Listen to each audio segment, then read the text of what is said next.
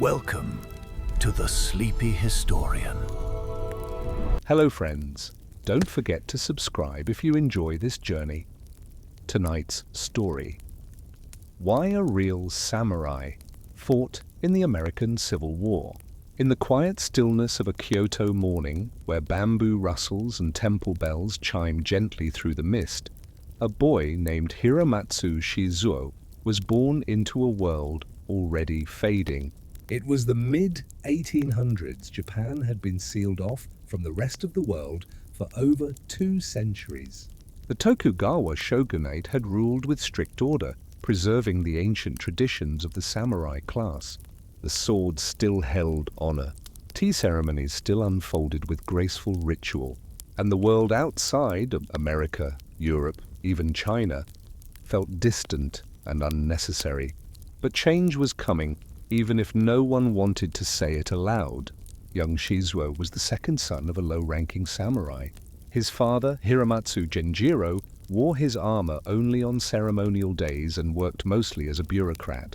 Their family lived in a modest wooden house tucked between plum orchards. Shizuo grew up learning calligraphy, swordplay, and the endless patience of formal bowing.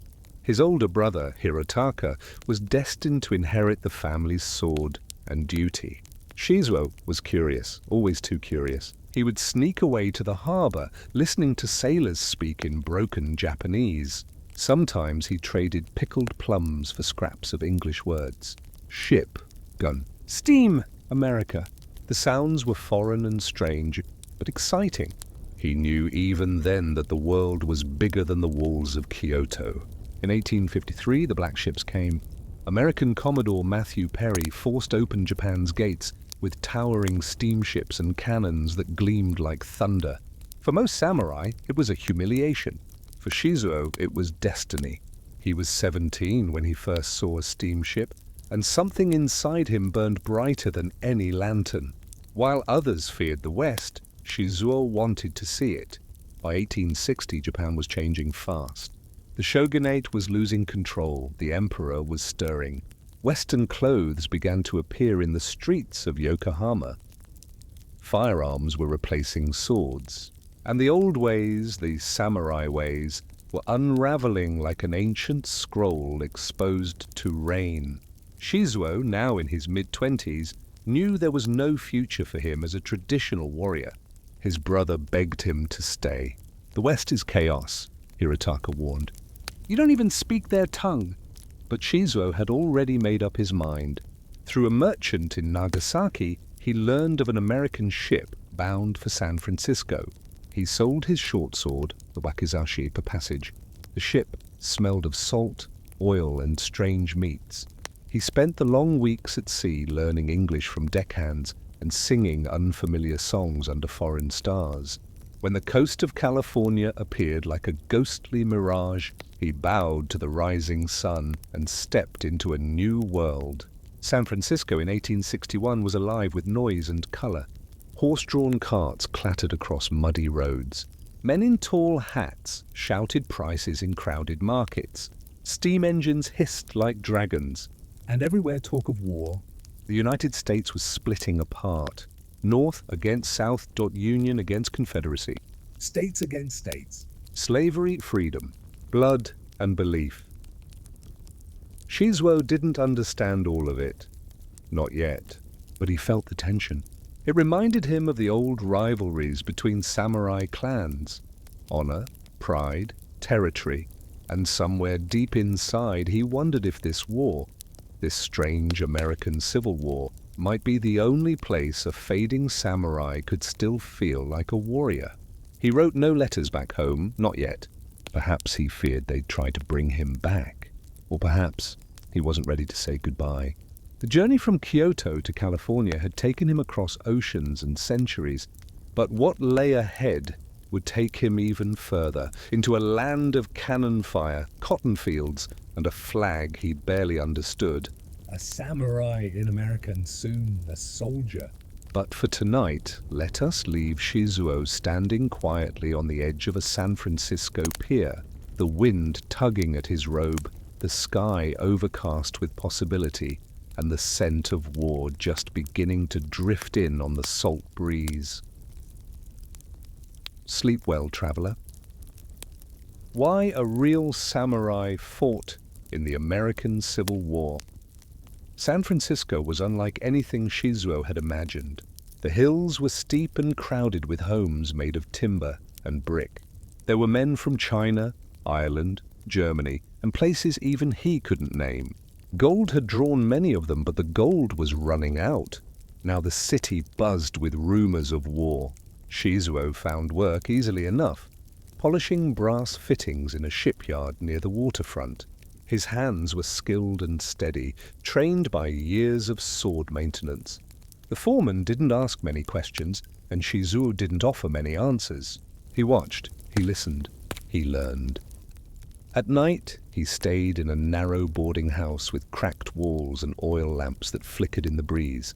He kept his remaining sword, the katana, wrapped carefully in silk under his bed. It was the only piece of his old life he had brought. One evening, a tall man in a blue coat came to the docks. He was recruiting for the Union Army. His voice was loud and practiced. 50 cents a day. Food, uniform. A chance to fight for liberty. Shizuo didn't understand every word, but he caught the meaning. He followed the man through muddy streets to a tent where men lined up to sign papers. The recruiter looked Shizuo over. Narrow shoulders, sharp eyes, a quiet confidence, and asked, "You ever fight?" Shizuo replied in broken English, "Samurai." Long time. The man laughed. "That's so, well, we'll see how long you last." He signed the papers with careful strokes, and just like that, he became Private Hiramatsu, though most would soon call him Harry, unable to pronounce his full name. He was given a scratchy wool uniform, a heavy rifle he didn't yet understand, and a pair of boots that blistered his feet. He joined the 6th California Regiment, a mixed group of immigrants, misfits, and hopefuls. They trained in a dusty field east of the city, under a sergeant who shouted constantly and believed in discipline above all. Shizuo struggled at first. The drills were strange. The rifle was slow, heavy, and prone to misfire. He missed the elegance of a sword. But he practiced again and again, even after the others had gone to sleep. And within weeks his aim was precise. His movements were sharp. He adapted. What set him apart wasn't strength, it was focus. He moved with a quiet grace. He never panicked during drills. And when he was assigned guard duty at night, he stood perfectly still for hours, just as he had during temple ceremonies back home. The other soldiers were curious about him. Some called him Jap or Knife Boy, but most simply watched from a distance. He was different, not only in looks, but in the way he carried himself. Calm, patient, deliberate. One soldier, a young Irishman named Connor, finally asked him one night by the fire, "Why'd you come all this way, Harry? Why fight in a war that's not yours?" Shizuo stirred the embers with a stick before answering softly, "Samurai? No more in Japan. No war there, only here." Connor nodded slowly. "Strangest reason I've heard, but maybe the best." By early 1862, the regiment was ordered east. Though California saw little direct combat, troops were being called to support operations in New Mexico and beyond. Shizuo rode for the first time in his life on a train, a clattering beast of iron and smoke that screamed through valleys and forests. The journey took weeks. Along the way, he saw the vastness of America. Plains that seemed to stretch forever, canyons carved deep into the earth. He had read poems of mountains back home, but none compared to the sheer scale of this place. It humbled him. When they arrived in New Mexico, the heat was dry and the land unfamiliar. Brown hills, scattered shrubs, and skies so wide it made the world feel hollow. They were stationed near the Rio Grande, tasked with guarding supply lines and fending off Confederate raiders. Shizuo's first real combat was sudden and chaotic. A skirmish along a narrow ridge where bullets cracked like lightning and smoke rolled in waves. He moved not with fear, but with instinct. His training took over. He aimed carefully, reloaded quickly, and moved like wind through stone. When his rifle jammed, he drew his katana, and for the first time in years, the steel sang. Even amid gunfire, the blade whispered its old language. After the battle, a Union captain pulled him aside. "Where'd you learn to move like that?" Shizuo answered simply, "Kyoto." From that day on, he was no longer a mystery. He was respected, even admired. But war, he was learning, was not like the stories. It was not glorious, it was not noble. It was confusion, mud, and loss. And yet, it was the only place he still felt like a samurai. Why a real samurai fought in the American Civil War as the days stretched into months, Shizuo grew used to the rhythm of the war. Mornings began with drills and dull coffee. Afternoons were spent marching, repairing tents, or moving supplies. Nights were the quietest, the only time when the wind hummed low, and he could sit under the stars, reminded of the skies above Kyoto. He began writing again, filling a small leather-bound notebook with sketches of mountains, rivers, and the faces of soldiers who passed through the camp. He wrote poems, too, in kanji, carefully drawn with a makeshift brush. They were not for others. They were his tether to home. The soldiers in his unit no longer saw him as strange. He had fought beside them, eaten the same hard bread, walked through the same mud. He was one of them, even if his past was another world entirely. Connor, the Irishman, became his closest companion.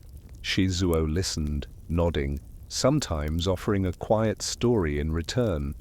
Of sakura trees blooming behind his family's home, of moon festivals, of the silence inside a dojo before the first strike.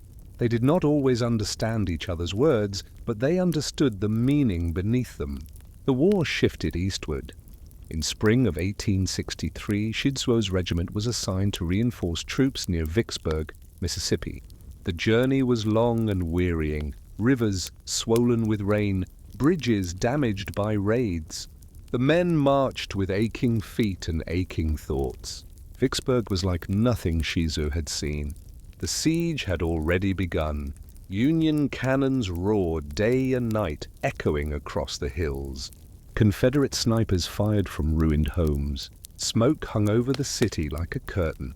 The earth itself seemed to groan under the weight of conflict. For the first time, Shizuo felt overwhelmed. This was not a battlefield of clean duels and measured movements. This was chaos layered over fear. His sword remained sheathed. There was little use for it now. The rifle ruled here. He dug trenches. He helped carry wounded men. He moved sandbags in the rain. His hands bled, but he said nothing. The captain of their unit, a stern man named Fletcher, watched Shizuo closely. One night he approached him by the campfire and said, "I heard you were a swordsman back home." Shizuo nodded slowly. "Yes." "Before," Fletcher studied him. "You still are." The next day, Fletcher gave him a different assignment, training a handful of younger recruits in discipline and defense. They were barely men, some no older than 16, full of nerves and questions. Shizuo didn't speak much, but his movements taught them more than words. He showed them how to breathe, how to focus, how to keep still when the world screamed around them. One boy, Thomas, asked him, "What's the most important thing in battle?" Shizuo thought for a moment, then answered, "To not lose yourself." It was a lesson he was still learning. Vicksburg fell in early July. The Confederate forces surrendered after weeks of siege. The Union soldiers cheered, raised flags, and sang songs. But the victory felt hollow to Shizuo. Too many had died, too much had been lost. He stood at the edge of a ridge overlooking the battered city and whispered a prayer in Japanese, not for glory, but for peace. In the weeks that followed, the regiment was moved again, this time north to Tennessee. Skirmishes came and went. The war dragged on, its end still distant. One night, as Shizuo sat sharpening his blade by lamplight, Connor approached and said, "You ever think of going back? To Japan?" Shizuo looked up, eyes steady. "No Japan now for me." "Why not?" Shizuo hesitated, then answered, "Too much changed." "Yeah, I think I know what you mean." They sat in silence, the kind that didn't need filling.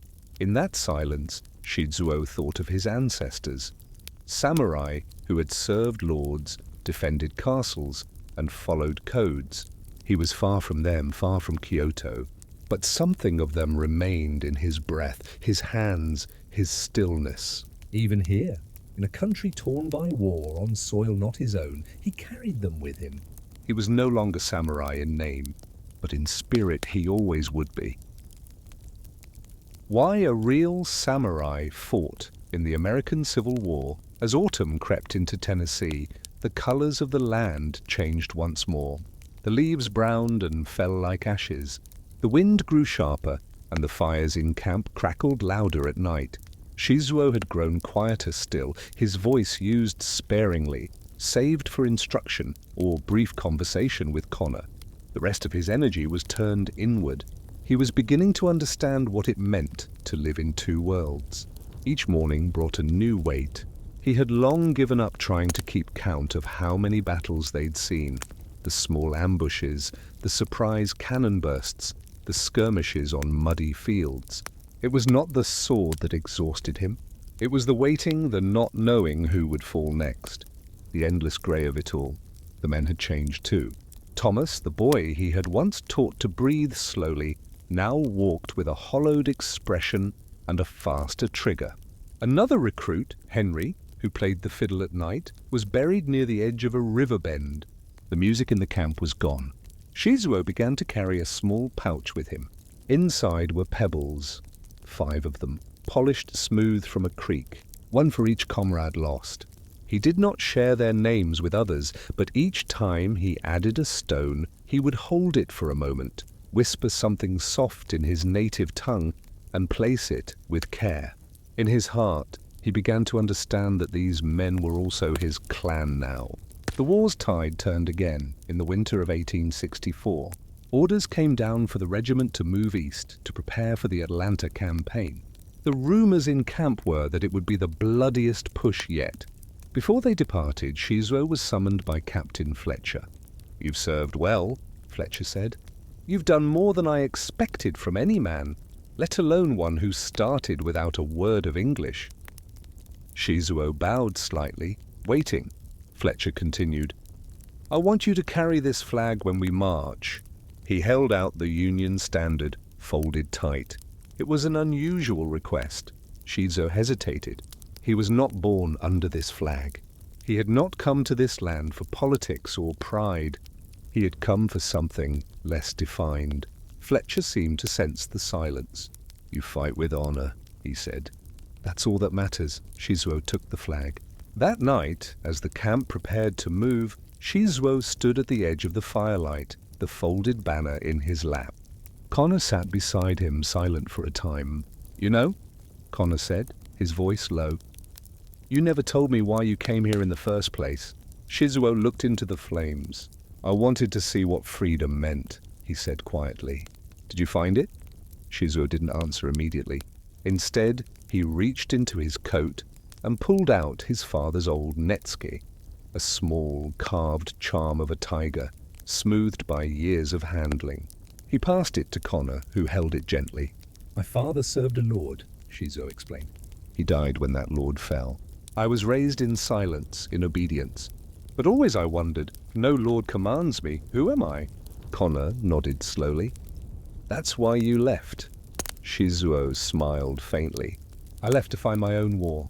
They sat like that for some time, two men from different ends of the earth, connected not by blood or belief, but by the strange and quiet ache of wandering. As they marched toward Georgia, the landscape shifted again. Hills rolled wider, roads turned to dust. Small towns stood empty, windows shattered by fear. The army grew quieter too, every step haunted by memories. In one of those towns, Shizuo saw a child peering through a fence. Small, frightened, barefoot. The boy held a wooden stick like a rifle, eyes locked on the marching column. Shizuo paused, stepped out of line for just a moment, and handed the boy a tin of preserved peaches. He said nothing. The boy said nothing back. But for the first time in weeks, Shizuo smiled. That night, the wind howled through the trees. The soldiers huddled in their tents, breath fogging in the cold air. Shizuo could not sleep. He walked alone, wrapped in his coat, the flag tucked inside. And there, beneath the open sky, he practiced his sword forms. Each movement was slow, deliberate, a kata passed down from generations. The sword gleamed faintly in the moonlight. There was no enemy, no battle, just the breath, the blade, and the silence. He was not in Japan. He was not in Tennessee. He was simply himself. A man carrying two worlds in one body. A samurai, a soldier, and something more. Why a real samurai fought in the American Civil War? The Union camp near Baton Rouge was a place of fatigue and quiet resolve. Under the thick canopy of southern trees, firelight flickered against the canvas of tents, and boots thudded softly along the packed dirt paths. Amidst these soldiers, most of them farmers, teachers, and tradesmen in another life, walked a warrior unlike any other. Hiramoto Masaru, still known among his comrades simply as Hira. By now he had been in the Union Army for nearly a year. He had fought in skirmishes that tested both steel and spirit. The men had grown used to his presence, the way he trained alone in the early morning mist, moving through strange stances with a curved blade unlike any they'd seen. They no longer laughed or questioned him. Some even sought his counsel. One such man was Corporal James Holt, a teacher from Ohio who had lost his brother at Antietam. He watched Hira's discipline with fascination and, one morning over black coffee, asked the samurai why he never seemed afraid. Hira looked into the fire and answered softly, "Fear is not absent, but I train with it. We drink the same tea." This answer, cryptic and calm, stuck with Holt. He began joining Hira in morning drills, not to learn swordplay, but to learn steadiness. Others followed. Hira never boasted, never instructed like a sergeant might. He simply moved with a peace that others yearned for. Word spread beyond the camp. Officers took notice. A foreign emissary had sent letters about a Japanese nobleman fighting in the ranks. Eventually, a Union general summoned Hira and asked plainly, "What is a man like you doing in this war?" Hira bowed slightly, then replied, "I came to understand honor in a new land. I stay because I see it in the hearts of men here. Not in flags, but in actions." His answer was relayed up the chain of command. Offers came, opportunities to leave the front lines and serve in advisory roles, to speak to politicians, to write memoirs.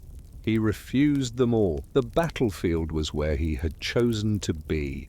Not for blood, but for clarity. He once said to a chaplain, "Steel is honest. In war there is much confusion, but the blade cannot lie, nor can the heart holding it." During a reconnaissance mission near a Confederate-held river crossing, Hira's unit was ambushed. Under heavy fire, many panicked, but Hira held the line, his katana drawn, gleaming against the muddy backdrop. A musket ball had struck his left arm, yet he moved as though pain was not permitted to enter him. His stance, resolute and strange, became a rallying point. The men circled around him and pushed forward, retaking the position. In the aftermath, the wounded were gathered, and Hira sat quietly with his arm bound, watching the sky turn violet at dusk. He did not speak of heroism, but others did. The newspapers eventually caught the story. The samurai of the Union. Some embellished it wildly. Others painted him as a curiosity, an exotic figure in a white man's war. But for those who fought beside him, he was no myth. He was the man who stood firm when fear might have broken them. As the war dragged on, Hira began writing letters again, this time to an old friend in Yokohama. In these letters, which would later be translated, he wrote not of glory, but of sorrow, unity, and how death made equals of all men.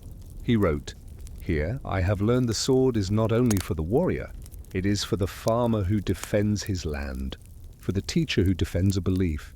In America, I have seen that all men are drawn to battle not for pride, but for the hope that suffering may one day end. Why a real samurai fought in the American Civil War. Winter settled like a tired sigh over the Mississippi River. The war, though still raging, had shifted in character, less thunderous now, more grinding. In a frost-covered tent near Vicksburg, Hiramoto Masaru knelt in silence. He had made a small altar from driftwood and stone. Upon it sat a folded cloth, a single candle, and a sprig of pine. It was the anniversary of his father's death. Each year, Hira honored the moment with ritual, even in this foreign land. That morning, he rose before dawn, bathed in the icy stream, and dressed in his cleanest uniform. Around him, the camp stirred, men coughing, boots crunching frost. But within the quiet circle he had created, time moved slower. Lieutenant Ramsey, a stoic officer from New York, had long watched Hira with a mix of respect and quiet bewilderment. That morning, he approached and asked gently, "Is this a religious thing?" Hira responded with a faint smile. "It is remembrance, not of death, but of life that shaped me." Later that day, a surprise came. Hira received a parcel from Japan. Word of his deeds had made it home. Inside the parcel was a scroll written by his old master, now aged and nearing death. It read, "The path you walk is beyond the mountain. You carry not only your sword, but our name, our silence, and our storm. You have not strayed. You have expanded the circle." Hira read the message 3 times and tucked it close to his heart. But the war had little patience for reflection. That same week, his unit was called to action near Port Gibson. The Confederates had dug in among ridges and bayous. The fighting was fierce and disorienting, with smoke curling between trees and cannon fire echoing like distant thunder. In the chaos, Hira found himself beside a wounded sergeant. With bullets flying overhead, he lifted the man onto his back and carried him, step by agonizing step, out of the fray. When asked later why he risked himself, he simply said, "Because he would have done the same." A medic patched Hira's grazed shoulder and remarked, "You know, for a man with a sword, you sure save more lives than you take." To which Hira replied, "A sword's edge points both ways, but a steady hand chooses the path." His legend continued to grow, though he sought no fame. Letters came from generals. A journalist traveled days to interview him, but Hira politely declined. "Stories are for others," he said. "I am still walking mine." By now, even those who had once mocked his foreignness now walked beside him without hesitation. In him, they saw not just a warrior, but a bridge between cultures, between worlds, between the old ways and whatever came next. As spring approached, Hira began to notice small changes in himself. His hair, once black, showed streaks of gray. His dreams were filled with ocean waves and falling cherry blossoms. He began to wonder, would he return to Japan when the war was done? One evening he sat by the fire with Private Calvin Moss, a poet in another life. Moss asked, "What do you miss most about your home?" Hira looked into the fire, then whispered, "The sound of bamboo in the wind, the way tea tastes after silence, my mother's voice." There was a long pause. "And what will you miss when you leave here?" Moss asked. Hira did not answer right away. Finally, he said, "The way a stranger becomes your brother when bullets fall. That kind of bond does not bloom often in one lifetime."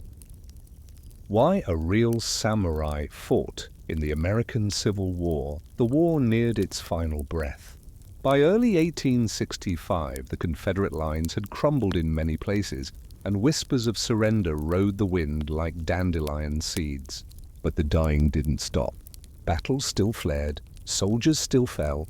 The land, once green and fertile, was pockmarked by graves and riddled with the bones of ambition. For Hiramoto Masaru, this closing chapter was the quietest and perhaps the heaviest. He had seen too much. In the stillness between battles, he began to write. not reports or letters, but reflections. With a borrowed pencil and scraps of parchment, he jotted thoughts beneath lantern light. Victory is not triumph. It is what remains when the fire has burned all else. Some men carry swords in their hands. Others carry them in their hearts. A samurai does not seek war, but he does not flinch from the fire that purifies his vow. He kept these writings folded in his coat. No one knew. In March, his unit was dispatched to a small town in North Carolina. The resistance there was minimal, but what they found was worse than open battle. Burnt homes, orphaned children, fields salted in bitterness. War, in its final days, often lashes out the hardest. One day, a young Confederate boy, no more than 12, aimed a rusted rifle at the Union troops. The gun misfired, and the boy dropped to his knees in fear. Many soldiers shouted, one raised his weapon. Hira stepped forward, silent and calm. He knelt beside the boy, placed a hand gently on the rusted barrel, and lowered it. "He's not our enemy," Hira said. He is what war does to children. They let the boy go. No one forgot that moment. In early April, news came. General Lee had surrendered at Appomattox. The war was over. The sky did not crack with thunder, nor did angels descend. Just silence, a long, echoing silence. Soldiers wept, some cheered, some simply sat down too tired to feel. Hira walked alone that night, away from the campfires, into a field where fireflies blinked like distant souls. He removed his coat, folded it, and sat cross-legged in the grass. He breathed deeply. He had survived. He had carried 2 worlds through a firestorm, and neither had broken. The next morning, he asked permission to be discharged. It was granted with honor. General Sherman himself shook his hand and said, "You are the most disciplined man I've ever met, Captain Masaru." "I hope you write your story one day," Hira nodded. "I will write it with how I live." Instead of returning home immediately, Hira stayed for a time in New Orleans. He helped rebuild a local school, teaching both Japanese calligraphy and sword etiquette to curious students. He wore no uniform now, only simple robes. People began calling him Sensei. One boy asked him, "Were you ever scared in the war?" He smiled gently. "Every time, but I walked anyway." Later that spring, he finally boarded a ship for Japan. As it pulled away from the American coast, he stood at the railing and bowed deeply. Not to the land, but to the people, the moments, and the strange, painful journey that had reshaped him. He had come as a warrior. He left as something more. Why a real samurai fought in the American Civil War. The ship cut through waves like a blade through silk. Hiramoto Masaru stood on the deck, the wind pressing gently against his robes. The ocean stretched endlessly, but his thoughts traveled further still, across battlefields, across choices, across the quiet moments that had shaped him. When he stepped ashore in Japan once more, it was not the same country he had left. The winds of change had swept through the nation. The Tokugawa shogunate had fallen. The Meiji Restoration was underway. Samurai were no longer warriors of the state. They were relics of the past. Many struggled to find their place in this new world, but Hira had already learned to live between worlds. He did not return to any military role. Instead, he opened a small dojo in Kyoto, not one for war, but for discipline, peace, and resilience. His teachings were quiet, his methods strange to some.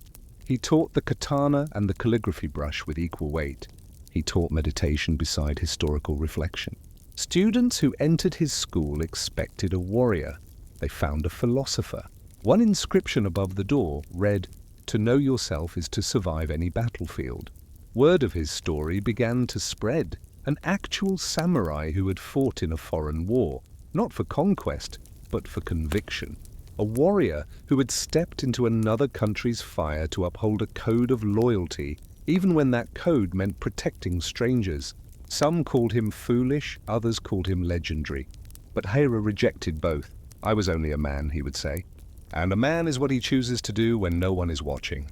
Years passed. He grew older, his steps slower, his hands still steady. One evening, As cherry blossoms danced in the spring breeze, a young traveler arrived at the dojo. He brought with him a small package, a book. It was titled Echoes Across Two Shores. Inside were accounts of foreign volunteers in the American Civil War. One chapter bore Hira's name. The young man asked, "Is this really you?"